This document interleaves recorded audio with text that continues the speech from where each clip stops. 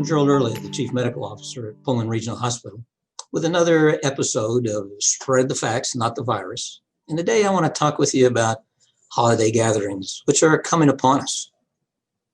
When we look at the data, we realize that the United States, which has 4.25% of the whole world population, has over 19% of the deaths due to COVID-19. When I look at that data, I don't conclude that people in the United States are inherently weaker, but it does lead me to conclude that we in the United States have made some incredibly bad choices in the last year. As the holiday season approaches, I want to encourage you to make incredibly good choices. During Thanksgiving and the other aspects of the holiday season, historically, we gather together with family and friends and people that we love to share the warmth associated with our personal connections. And I got to tell you right now, during 2020, I think most all of us long for increased personal contact, an extra hug with people that we love, and to be around people that love us would be so very nice. But we don't want our holiday gathering to be a super spreader event. What can we do to prevent that from occurring? Well, the most assured thing is to not have a holiday gathering as much as we want to do it. That's the safest thing to do. And for many of us, that's really what we should do and need to do. There are many of us who fall into a high-risk category and as associated with COVID-19. What constitutes people and what are the symptoms and diseases that cause us to be in that category? Well, there are many things. They include obesity, high blood pressure, any kind of diabetes, any kind of heart disease, essentially any kind of ongoing chronic disease process, and age. Those all put us into higher risk categories. For those of us who fall in those categories, the decision for a holiday gathering has even greater impact upon us. If there is a decision for you or within your family to have a holiday gathering, what are the things you can do to make it as safe as you can?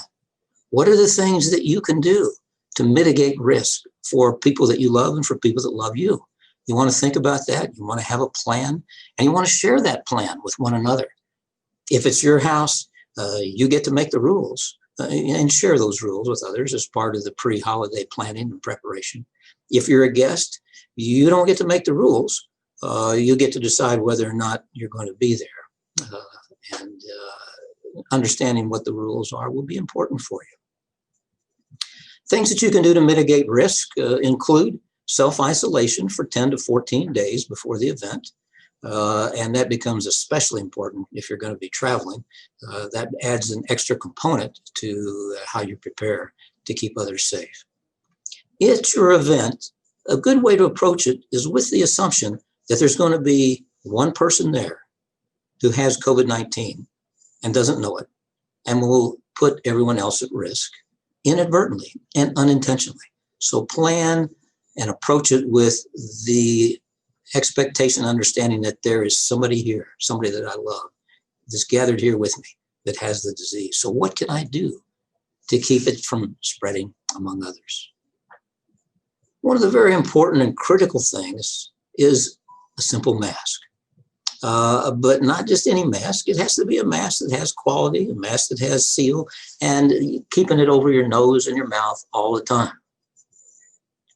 And then in addition to that mask, distancing. What's effective and safe distancing? Well, if everybody's wearing a mask, we think probably it's 6 feet or so.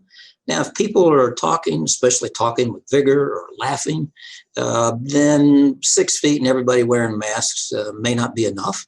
And there's some good evidence that suggests that we can spread the virus greater than 6 feet, even in those situations. And then finally, for holiday gatherings, we're very likely to be engaged in things like eating and drinking.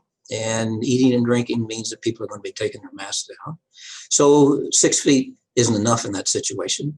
Think of doubling that or more as you set your table And if you have more than a few people, you don't think about it's going to be tables. Another component is how many people. The fewer, the safer is the general rule that we would want to follow. Within the house, air circulation, having the windows open, circulating the air, running your HVAC system to help move aerosols away and outdoors. If you can have the event outdoors, that's even better. A short length of time for visits, 30 minutes a visit as opposed to an overnight stay or a weekend is certainly much safer. And finally, cleansing of surfaces. That includes our hands frequently, multiple times during an event, utilizing soap and water and antiseptic solutions, and then disinfectant of surfaces that people touch, pots and pans and glasses and silverware and tables, all of those sorts of things. As the holidays approach, keep your event, if you have one, from being a super spreader event. Take care of the people that you love and the people that love you by mitigating all of the risk factors, decrease all of the risk factors that you possibly can. Stay safe and be well. You can follow the links at the end of this video for additional information.